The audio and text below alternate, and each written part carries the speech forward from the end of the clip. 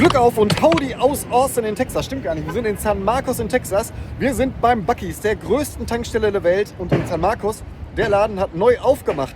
Und wie die Eröffnung losging, erfahrt ihr in wenigen Sekunden nach dem Abspann. Aber was viel wichtiger ist, wir haben uns mal vorgenommen, nichts einzukaufen. Schaffen wir das oder wie viel geben wir aus? wir haben noch kein langes Buc-ee's Video gemacht. Wird mal Zeit, oder? Komm, wir gehen gemeinsam rein. Die 8 am 1 in Texas, der Weg war nicht leicht. Doch jetzt stehen sie hier unter dem weiten Himmel, unendlich und weit. Bevor wir mit dem Rundgang starten im neuen Buc-ee's in San Marcos, haben wir unsere Tochter losgeschickt. Die seht ihr hier nicht, aber die hat gefilmt hier, die war gemeinsam mit ihrem Freund da. Das war nämlich ein Dienstag, um 10 Uhr wurde der eröffnet und dienstags um 10 muss der normale Mensch hier auch in Austin leider arbeiten. Darum hat Anna, so heißt meine Tochter übrigens, sich bereit erklärt, da mal hinzufahren und die Zeremonie der Eröffnung beizuwohnen. Und das war eine Riesenshow. Ihr seht, der Laden ist gerammelt voll morgens und es war prominenter Besuch da, weshalb es da nur so von Polizei und Sicherheitskräften wimmelte, nämlich der Gouverneur von Texas. Mr. Abbott, der sitzt übrigens im Rollstuhl, den werdet ihr auch gleich sehen, wie der Brisket schneidet. Ja, der war anwesend. Des Weiteren war natürlich der CEO, der Chief Executive Officer von Buc-ee's da. Ganz stolz hat er den Laden miteröffnet. Ist übrigens der zweitgrößte Buc-ee's in der Welt, also damit auch die zweitgrößte Tankstelle in der Welt. Es gibt noch einen hier in Texas, der ist einen Ticken größer, der hat glaube ich 2 Zapfsäulen mehr. Und ja, es ist ein Spektakel. Die Rede hat übrigens auch der Dekan der Texas State University gehalten, also der Dekan der Texas State University, weil San Marcos ist die Stadt, wo die Texas State University ihren Sitz hat. Das heißt, die ganze Stadt ist eigentlich eine Studentenstadt mit natürlich den Outlets und ihr seht, es war ein bisschen trubelig hier. Da sind sie alle versammelt.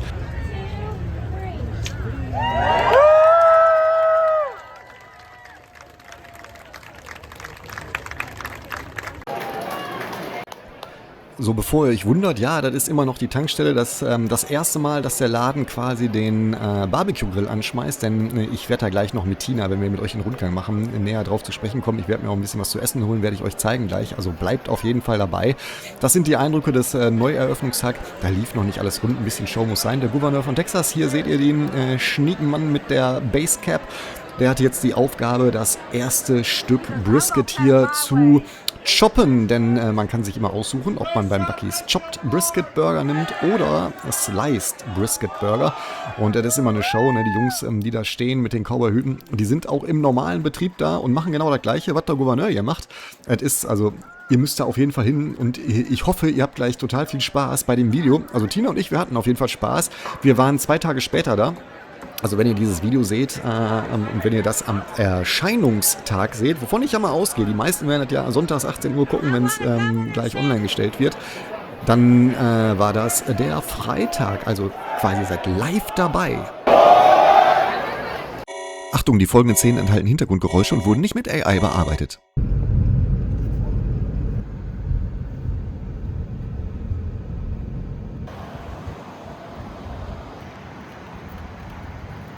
Der Haupteingang liegt vor uns und ich habe schon eingeblendet, das Plakat, das sind die realen Gehälter, die Buc-ee's so zahlt. Ne? Das ist schon enorm, ne? Weil die brauchen natürlich sehr, sehr viele Mitarbeiter für den Wumms hier. Und Buc-ee's hat einen Ruf dafür, dass die am besten bezahlen hier in den Tankstellen in den USA. Und übrigens hier, das sind die Eisschränke. Ja. 1,99 $ für 16 Pfund. Wie viel ist 16 Pfund? Das ist so ein Beutel und das ist wirklich günstig, weil beim H-E-B was günstig ist, zahlen wir 2,33 $. Eis, brauchen wir hier. Oh ja, sehr viel. So, bevor wir jetzt hier reingehen, ne, kurze Erklärung nochmal. Also Buc-ee's ist tatsächlich eine Tankstelle. Wir haben 128 Zapfsäulen hier und ist damit die größte Tankstelle der Welt. Aber es gibt noch wohl einen größeren Buc-ee's, haben wir gesehen. In Luling. In Luling, das ist auch in Texas. Ja, ich glaube nur um ein paar Quadrat, Square Feet, was auch immer. Also Quadrat ist ja schon Square. Also nur ein ganz klein bisschen größer.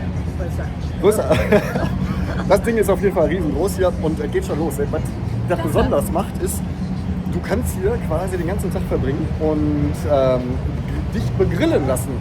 Denn eigentlich ist der ganze Spaß hier nicht das Tanken. Ne? Das sieht natürlich geil aus mit den ganzen vielen Tanksäulen. Aber der Spaß ist, die haben einen Barbecue da drin und das Barbecue ist richtig gut. Ich weiß jetzt schon, ich habe mir vorgenommen, nichts zu holen, aber ich fürchte, wenn wir da drin sind, wir das. Oh ja, und es ist nicht nur die größte Tankstelle der Welt, sondern auch noch der größte Convenience Store der Welt. Richtig, Convenience Store, also die Sachen, wo so Fertigsachen gibt. Ja, Ne? Also, ja, genau. Das Einzige, was nicht fertig ist, ist hier Barbecue und natürlich die Jerky Wall. Buc-ee's ist bekannt für die Jerky Wall, also die machen Beef Jerky, Trockenfleisch, ne? Und haben die eine ganze Wand voll. Ich war noch nicht drin hier, darum gehen wir jetzt mal gemeinsam rein.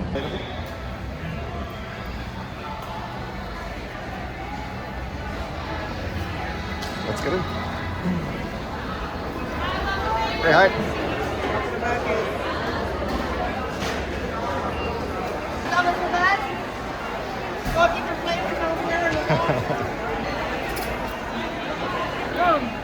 Sehr süß.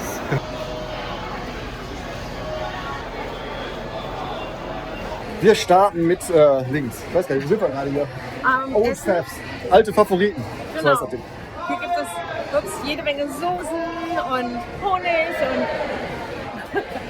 wir haben gerade Brisket ausgebracht.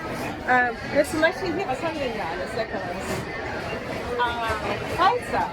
Oh, guck mal hier. Peach Chipotle. Lecker. Ich sehe schon, wir kommen hier nicht mit Null raus. Aber das kostet 5,99. Ich glaube, das lasse ich nicht. Kaffee. Das habe ich übrigens auch noch nicht gesehen. Das ist Aioli. Lecker. Nicht gekühlt, ich weiß nicht. Also ungekühltes Aioli. Geht das? Ja klar, das ist ja Mayonnaise. Mayonnaise hast du ja auch nicht immer kalt, sondern erst wenn es in den Kühlschrank ist. Also erst wenn es angekocht ist. Aber Everything ist von diesem Bailey-Gewürz. Everything Bailey. Oh ja, ja. Ja, 5,79. nee, 6,99. Das ist echt krass. Hier jedes Aioli, je nach Gewürz seinen eigenen Preis. Was natürlich auf jeden Fall dazu gehört, sind Soßen. Die Dinger, die kriegst du übrigens auch hier im AGB. Das ist unser heimischer Supermarkt. Für alle, die uns folgen, die wissen das. Nein, das kriegst du nur hier. Das kaufe ich immer hier. Wirklich? Ja, ich kommt dachte, immer hier. ich dachte, es gibt Buc-ee's im Supermarkt. Nein, gibt's nicht. Ah, Gibt's guck mal, nur bei Buc-ee's. haben wir gemeinsam was gelernt hier. Und das Geile ist, die Soßen hier, die kosten 2,98 und der geht mit, auf jeden Fall. 2,98 geht immer mit. Ja, die ganzen Standardgewürze, also ihr seht ja, die haben auch ganz viel so gebrandet. Ne? Hier ist natürlich das Brisket-Gewürz. Sehr geil, kann ich empfehlen. Brisket ist gar nicht so angesagt in Deutschland, ne? Darum ist das für euch wahrscheinlich nicht so. Das ist auch geil, hier da Milchschokolade oben drauf. Guck mal hier, Barbecue-Gewürz. Das ist auch sehr lecker. Und 2,98. Sehr gut. Aha. Halloween ist ja bald. Der ist ja schon cool. Ne? So ein Stanley Cup für Buc-ee's. Total schön. Wie teuer sind die? $30, glaube ich. Ja, $30. Aber leuchtet im Dunkeln. Mein persönliches Finding ist ja hier, ne? Zuckerwatte. Das ist Strawberry Banana Cotton Candy. Zuckerwatte in der Dose. Ist das mal geil. Für, was kostet das? $1,59. 1,59 für Zuckerwatte in der Dose. Melone. Watermelon Cotton Candy. Ich glaube, das bleibt aus dem Auto, oder? Aus dem Auto, aus dem Wagen. Das nehme ich nicht ins Das nehmen wir nicht mit. Die haben in der Tankstelle übrigens auch Sachen fürs Auto. Ne? Also ist jetzt nicht so, dass die nur Snacks hier haben. Ne? Es gibt auch ganz normale Autosachen hier.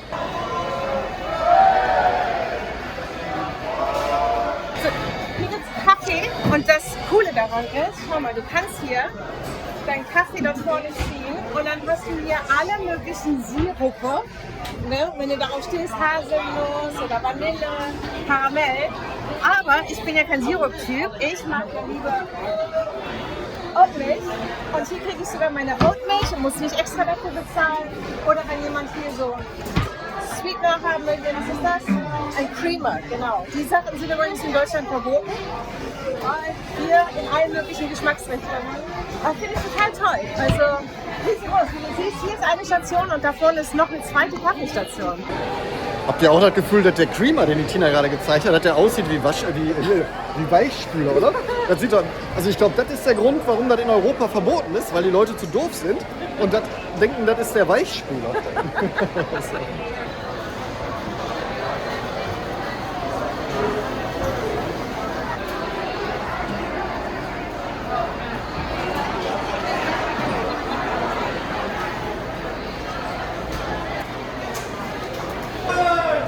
So, jetzt geht los hier.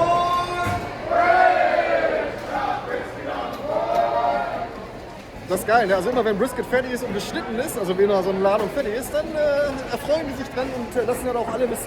Ja genau, die choppen nämlich jetzt gerade das Brisket. Und was ganz witzig ist bei der Eröffnung, ich weiß nicht, ob wir das schon gezeigt haben. Haben wir schon gezeigt, wie ihr gesehen habt, dass unser Governor hier genau das gleiche gemacht hat. Ne? Chop, chop, chop, chop, chop, chop, chop, einmal klein gemacht. Einmal klein hacken. Ja, so ist das hier. Mein heimlicher Favorit ist ja die Süßigkeitenabteilung. Ne? Hier. Sweets, Fudge Nuts and Desserts. Das ist sehr geil hier. Das kommt direkt nach dem Brisket hier.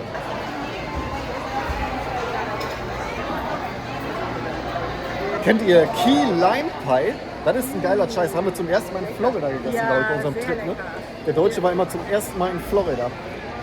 Aber das ist wirklich, wirklich gut. Kostet $5. Und Echt? $5?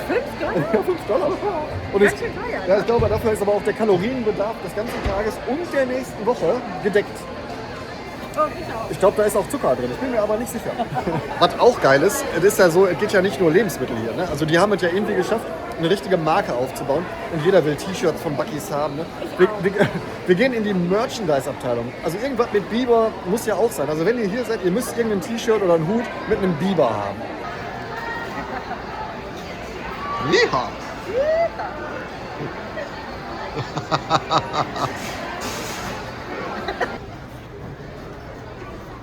Mal. Oh mein Gott, ein Biberkostüm. So, Schatzi, mit Bibermütze.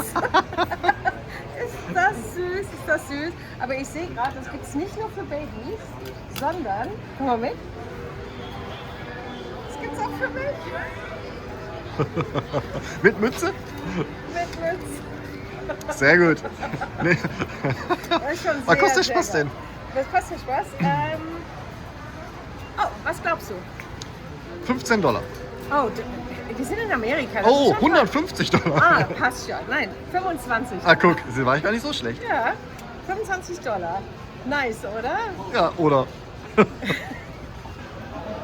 Der auch total süß ist. In Amerika haben die Mädchen ganz oft so große Schleifen im Haar. Das ist echt ein Thema. Die werden hier immer ganz zuckersüß angezogen. Und jetzt guck mal, für die Babys hier die Schleifen und dann für die. Ne, total süß. Also wirklich, wenn unsere Kids noch mal klein wären, ich würde echt so Schleifen fürs Haar kaufen, weil das ist so Zucker hier. Finde ich total lieb. Weißt du, wofür das hier ist? Das ist fürs Auto, für dein Seatbelt. Für den Anstellgurt. Ja, genau. Das ist schon sehr geil. Warte mal, was kostet das? $10. Ja. Schatzi, $10? Nein. Sicher? Ja. Guck mal, ist ein Biber. Nee. Das ist Bucky. Mhm.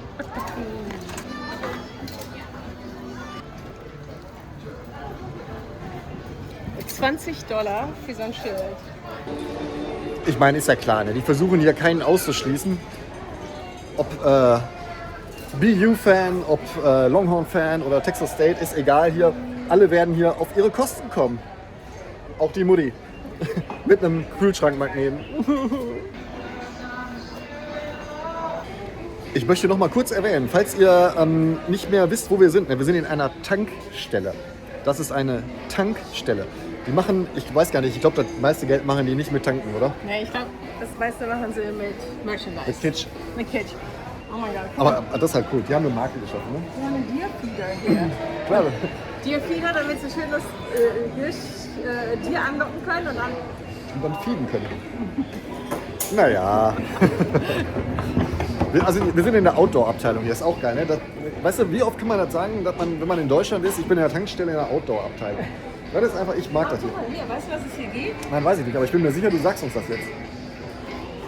Jede Menge Messer. Ja, das ist dann, die sind auch scheiße eigentlich. Ja, wo kriegst du in Deutschland an der Tankstelle? Da, ich habe was vergessen. Messer. Schatz, Messer. Ich habe ein Messer vergessen. Ich muss ja noch so ein Tier ausnehmen. Die Control Unit hier. Pfefferspray. Weißt du, schau mal hier, ist Pfefferspray. Darf man das in Deutschland an Tankstellen verkaufen? Ich denke schon. Ja? Ich bin mir nicht ganz sicher. Weiß ich nicht. Das ist ja du sollst das ja nicht essen. Aber guck mal hier, das ist fürs Gewehr. Nein, Doch. das ist für den Schlafsack, Tina. Nein, das ist fürs Gewehr. Nein, das ist für den Schlafsack. Das wage ich zu bezweifeln. Nur weil da Gun Case draufsteht oder was? Ganz fest drauf. Ja, das gut, aber wir wollen ja nicht nochmal so ein Outdoor-Shop-Video machen. Hier habt ihr den Link, ne? Folgt uns mal. Wir waren mit Aaron und Lena ja schon mal da. Also, wenn ihr Outdoor-Shop sehen wollt, hier ist das Video. Ich blende es euch ein. Ja, weiter geht's. Ich meine, da steht zwar Buc-ee's drauf, ne? Aber jetzt mal ehrlich, die sind doch trotzdem hässlich, oder? Also, die sind hässlich. Aber vielleicht ist da auch der Charme. Ich weiß es nicht. Da wollte ich euch den Biber zeigen, aber der Biber, der war viel zu schnell. Der war schneller weg, als ich gucken konnte. Ja, Biber sind, wenn die Holz sehen, ist vorbei, ne? Aber die haben auch normale Sachen hier. Also normale Sachen ist gut, das ist mehr so, ja.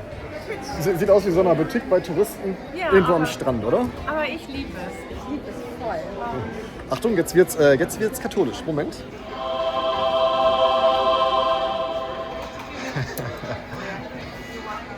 Was steht drauf?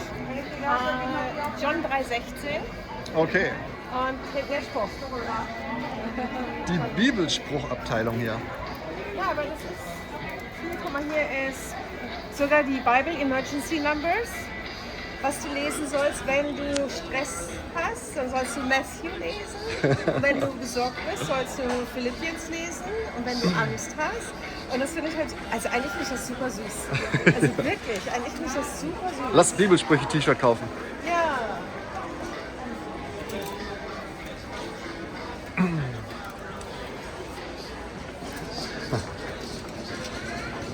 Pray, wait, trust. God has a plan. That's true. Ja, einfach abgedreht hier, oder? Jetzt mal ehrlich. Es soll hier so ein bisschen der General Store sein. Aber das sind eigentlich Sachen, die findet man auch in jedem Supermarkt. So, ne? Das ist einfach auch jetzt nicht so typisch Buc-ee's, oder? Doch, das ist super. Ja, auf jeden Fall. Hier gibt es ein bisschen was für Fresh Skin. Hier ein bisschen was zum Thema Cowgirl. Cowgirl hier. Cowgirl. Oh, das ist schwer. Alter Schwede. Das ist eine Kerze, Ja, oder? das ist eine Kerze. Eine Kerze, ne? Und hier kannst du testen, wie das riecht. Howdy.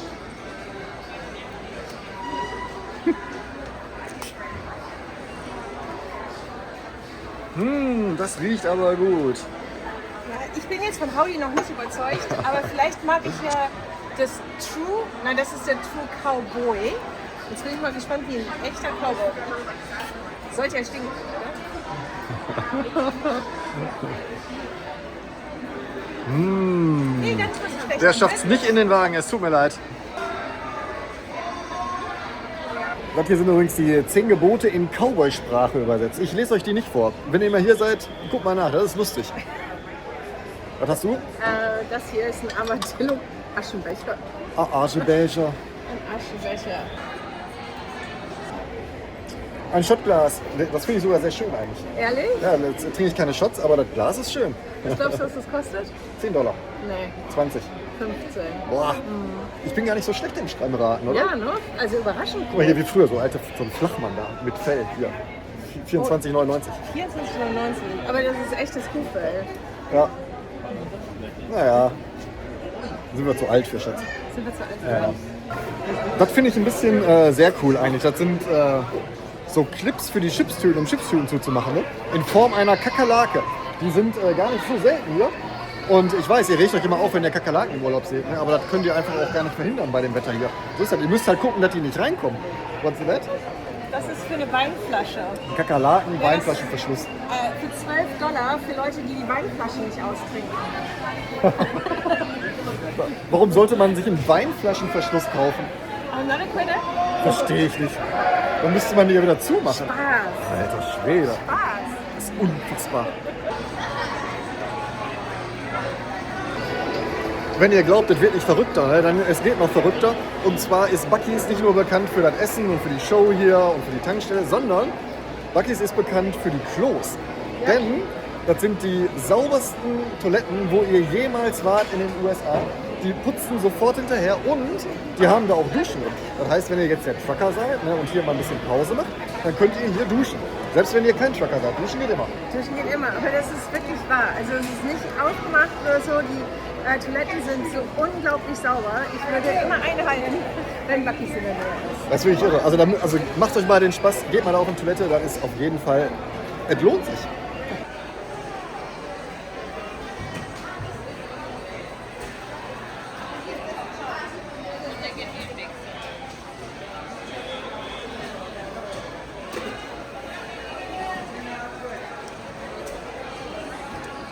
ein Sliced Brisket, kein Shop Brisket.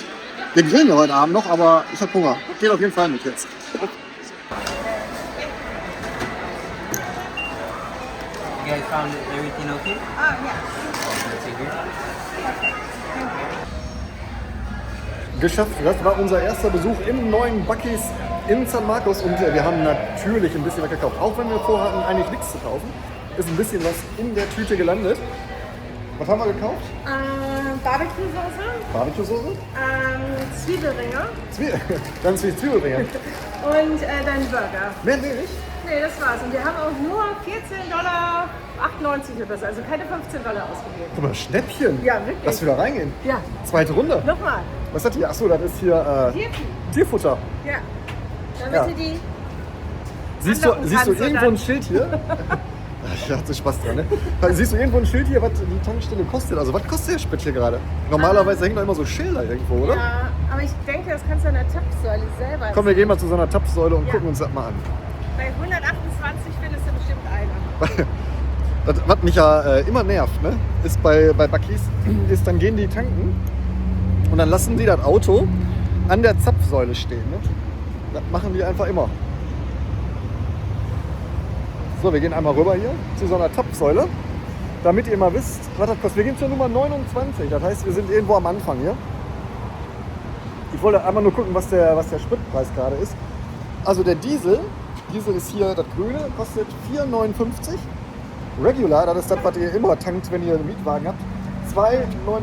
Können wir bitte tanken? Weil ich habe gerade eben, aber nicht voll gemacht, für 3,59 getankt. Ja, hier 3,59. 2,99. 2,99. Dann irgendwie Plus, können wir vergessen. Ne? Also ihr habt wahrscheinlich, wenn ihr hier seid, einen Mietwagen, dann braucht ihr dem auch nichts Gutes tun. 3,29 und super für 3,59 ist die Gallone. Ne?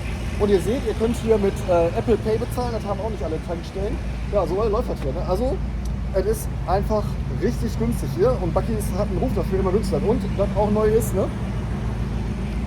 Hier geht nichts mehr mit Cash. Ne? Also das ist hier kein Cash mehr. Ja. Aber, Alles nur noch Karte. was ich gerade auch gesehen habe, hier ist mit Ethanol und da vorne gibt es ein paar Pumpen, die sind ethanolfrei.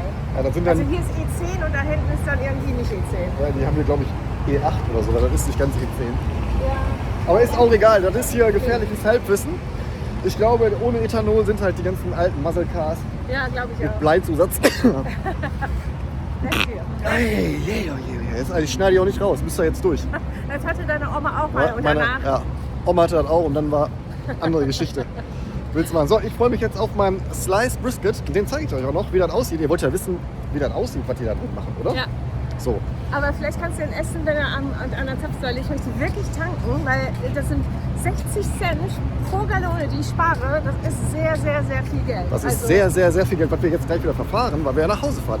Der Weg war übrigens 35 Minuten, oder? Ja, richtig. 35 Minuten Das haben ist wir der gebraucht. nächste Buc-ee von uns. Also, Wir leben im Paradies. Wir Ja. sind 35 Minuten von einem Buc-ee's entfernt. ja, und unsere Tochter demnächst nur noch 10 Minuten. Also, Ja, weil die geht zur Texas State hier. ja. Ja, so ist das. Also, ich zeige euch mal kurz den Brisket Burger, damit ihr auch wisst, was der Achtermeier hier so ist. Bleiben Sie dran. Also, wir haben hier das Sliced Brisket Sandwich mit einer Zutatenliste, die länger ist als egal. Also, was gesund ist, weiß ich nicht. Aber das Brisket ist auf jeden Fall gesund. Ich hoffe, die Zutatenliste, die ist nur für das Brötchen und nicht für das Brisket. Gucken wir uns das Gerät mal an hier. Oh, guck mal hier. Napkins. Falsche Seite. Warte, ich muss einmal umdrehen. So sieht das aus. Ich habe ja Sliced Brisket genommen hier. Das heißt, das ist Sliced Brisket mit der Barbecue-Soße, die wir übrigens mitgenommen haben. Die ist da drauf. Und schon geil. Ich meine, kommt nicht daran an den Texas Barbecues, die es so draußen gibt. Aber ihr müsst immer verstehen, wir sind an einer Tankstelle. Und dafür ist das schon ganz geil.